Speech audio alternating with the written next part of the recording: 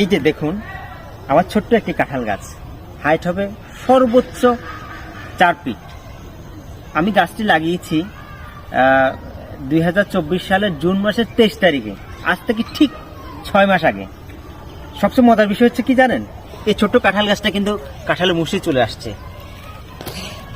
দেখছেন? এই যে আমরা একটু ক্লোজ করে দেখাই, যে দেখুন মাশাআল্লাহ কি সুন্দর মুচি চলে এসেছে, অবিশ্বাস্য তাই না? এই জাতটা সম্পর্কে একটু বলবে?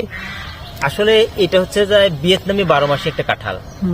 আমি এই জাতটা যত্ন বলতে আমি এই জাতটা অত বেশি যত্ন করি নাই, জাস্ট গাছটা সানলাইটে উপর লাগাইছি, সারাক্ষণ সূর্য আলো পড়তেছে। আর গাছের যে গোড়াটা আছে দেখো একদম ক্লিন, কোনো আগাছা রাখি নাই, ক্লিন রাখছি। আর রোপণ করার সময় আমি কেঁচো সার এবং গোবর সার দিয়ে রোপণ করেছি, শুধু এটাই ম্যাজিক। আর দেখো